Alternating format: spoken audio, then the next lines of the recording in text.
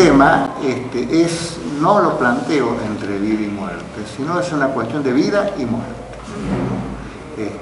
Obviamente, la gestación es un proceso de conservación de la especie, ¿no? Y la interrupción muchas veces se transforma en la muerte de la persona encargada de conservar la especie.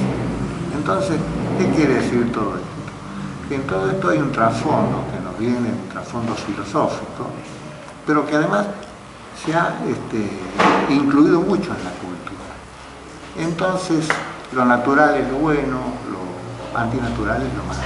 Y esto, de repente, parece que el tema del aborto fue una cuestión antinatural. Las cosas se han ido complejizando. Hoy el tema del aborto está instalado en la agenda social, porque hay muchísima gente que muere. Entonces ya ha dejado de ser solamente un problema de discusión conceptual para transformarse en un problema sanitario, ¿no? En un problema jurídico, en un problema de derechos. Es decir, hay muchas miradas, un problema filosófico y hasta religioso, si se quiere, yo diría casi fundamentalmente religioso. Entonces, una sociedad está compuesta por todos esos componentes que deben ser atendidos en sus razones. Entonces, pero hay una razón fundamental por la cual el tema se instala, es la cantidad de gente que muere, digamos, como producto de prácticas abortivas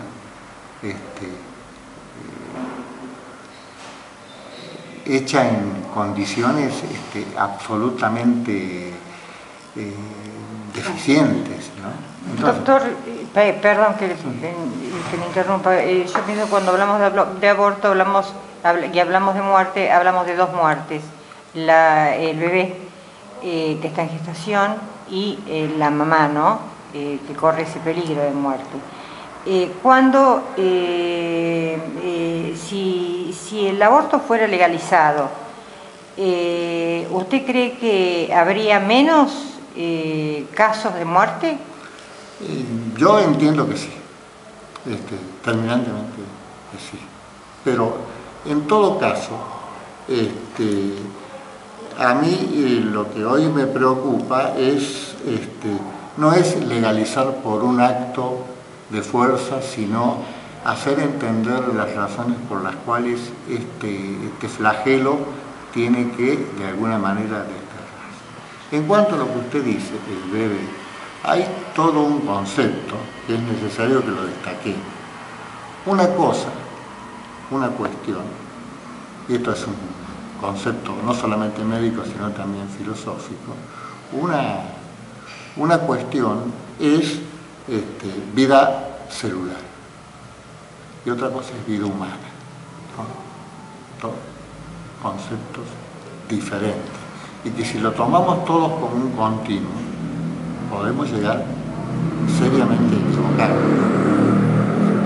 Entonces, que no tiene nada que ver con el desarrollo actual de la ciencia.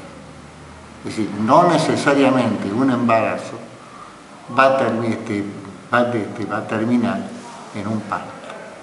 De hecho, la especie humana es una de las más ineficientes en cuanto a su capacidad de gestación, justamente por la complejidad y por todas estas cuestiones que se han ido descubriendo. Cuando se descubrió la convergencia de una disciplina que nosotros llamamos genética, que estudia los genes, etc., y con ello el descubrimiento de la secuenciación del ADN, y por otro lado vino el desarrollo de la embriología, que era el estudio de cómo se va gestando la vida desde sus comienzos. Entonces empezamos a conocer mucho más y entonces tenemos ya una serie de definiciones más precisas. Entonces lo que antes se decía, bueno, el poseer un ADN humano significa que es humano, hoy podemos decir, no siempre es así. No siempre hay una relación de causa-efecto directa Y entonces acá entran a jugar otra serie de miradas, ¿no? La mirada jurídica, la mirada filosófica, la mirada jurídica, etc. Entonces, bueno, desde otra parte dice, bueno, pero una mujer puede disponer libremente de su cuerpo. Entonces, hay quien dice, no, no tiene derecho. Hay quien dice, ¿cómo que no? Sí, sí tiene derecho. Bueno, todas estas cuestiones, es necesario abrir un debate no dogmático, por eso yo me resisto a colocarlo en el término por sí o por no, sino aprender a discutir en valores, que es uno de los temas que nuestra sociedad tiene pendiente. ¿Qué valores quiere preservar?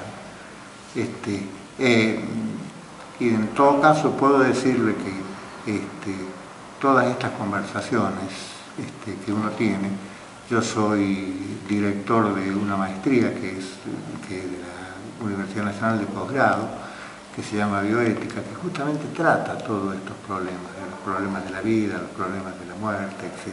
Y el embarazo tiene, el aborto tiene la particularidad de que pone en tensión a todas las disciplinas. Sí. La jurídica, la médica, la filosófica, pone en tensión todas las cuestiones de género, etc. Entonces, todas las teorías de valores, todo eso uno no lo puede tener al margen.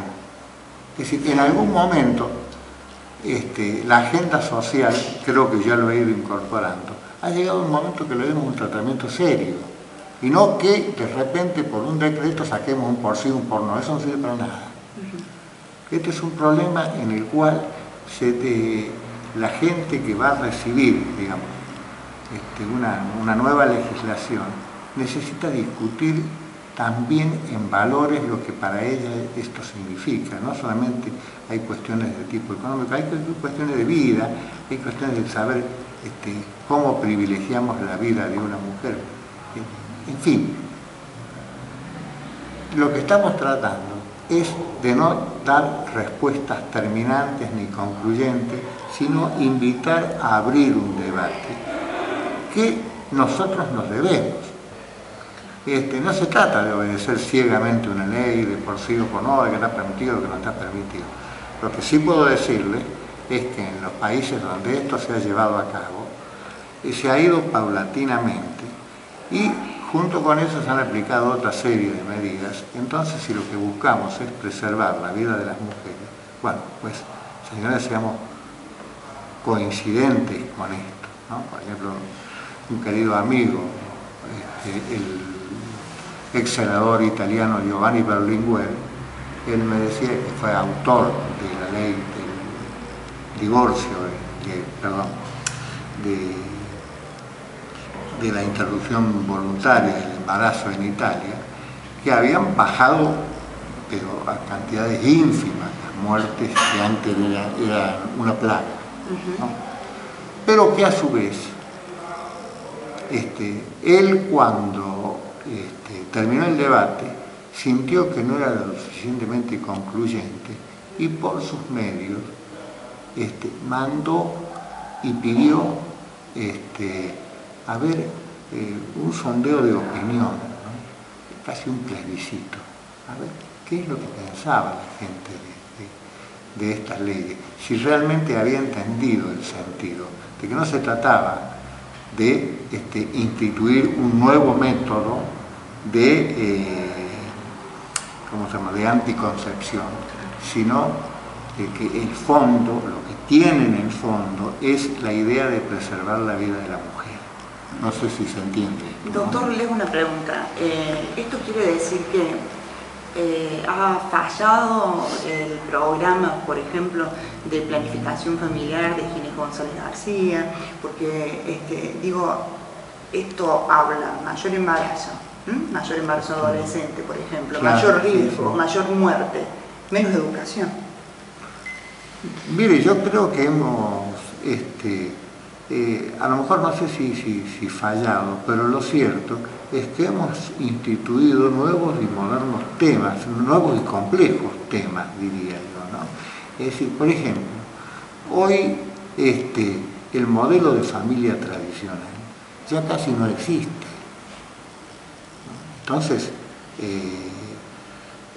hay familias monoparentales, hay familias, por ejemplo, en los sectores marginales donde la cabeza de la familia es la madre, hay familias homosexuales, hay familias heterosexuales, digamos, hay una gran complejidad de todo esto, y bueno, entonces nosotros concebíamos el aborto dentro de una familia constituida por el papá, la mamá y la nena que se portaba mal. Y en realidad lo que ha cambiado es toda una situación de estructuración social que no solamente nos compete a nosotros, pero sí vemos que los factores, los sectores más afectados por esto son los sectores más marginales, ¿no? Es decir, porque de alguna manera quien tiene ciertas posibilidades, yo he conocido gente que ha viajado a países donde el aborto era legal para hacerse un aborto. Entonces uno decía, bueno, ¿por qué se ven, otros lo consideran posible, nosotros no?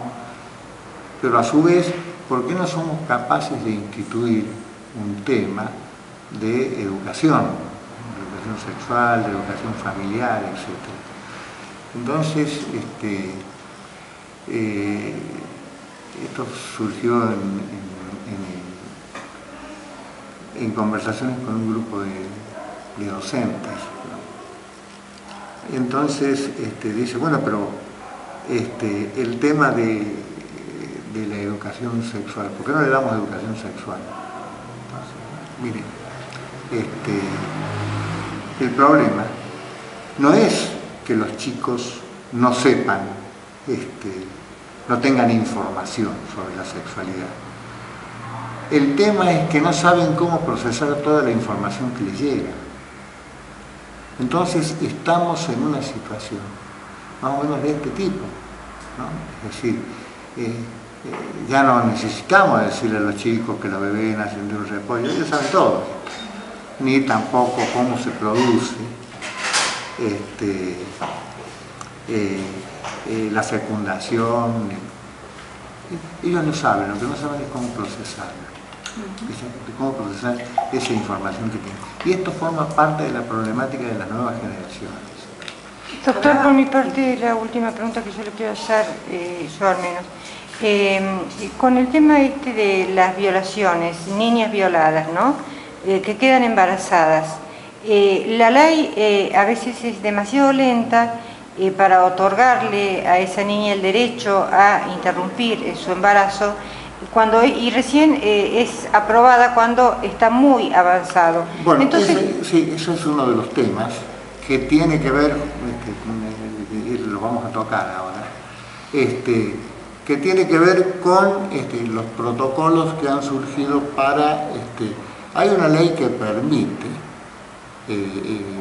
la ley del aborto no punible, ¿no? Que hace muchos años que está. Sin embargo, hay mucha resistencia para aplicar esa ley.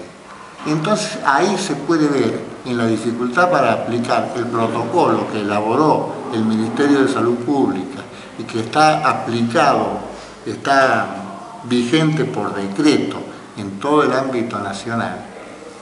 Entonces, cuando llega al ámbito provincial, que tienen el poder de policía para controlar este tipo de prácticas, lo modifican, lo deforman, entonces de repente nos encontramos con que una cosa que ya está, que debe hacerse, por un lado a veces no se hace, por otro lado a veces se dilata con el tema de la objeción de conciencia, etc., donde la cosa es muy clara.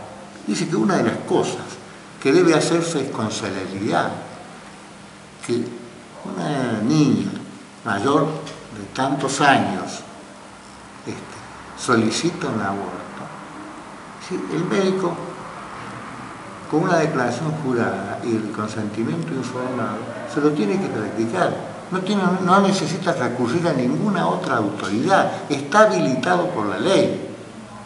Y si hace una objeción de conciencia, porque él no quiere hacerlo por razones religiosas, su obligación es buscar a quién lo va a reemplazar. Y si no lo encuentra, lo tiene que hacer él. Lo que no puede es dejar pasar un tiempo, como efectivamente sucede, de forma tal que irresponsablemente ese embarazo no se interrumpe y llega a término, digamos, con el pretexto de que hemos salvado una vida. Y a veces las adolescentes mueren. Entonces, y cometen muchas cosas. Entonces, todo este tipo de situación compleja, en donde uno dice, está a favor, está en contra, mire, no se trata de un partido de fútbol, se trata de un orden de razones complejas en las que hay que atender y que nosotros como sociedad nos debemos a ese debate. Esa es la razón por la cual nosotros hoy estamos acá, digamos, invitados por los médicos de Belleville, que han mostrado una saludable inquietud por instalar en la agenda social este tipo de temas, porque más tarde o más temprano nos vamos a tener que hacer. Entonces, como muchas otras cuestiones que están pendientes, bueno, tenemos el tema de la ancianidad, tenemos el tema de la muerte digna, tenemos muchas cosas sobre las cuales todavía están en la agenda social. Y mientras discutimos sobre bueyes perdidos y cosas que pasan, la gente se sigue uniendo. Este es el tema.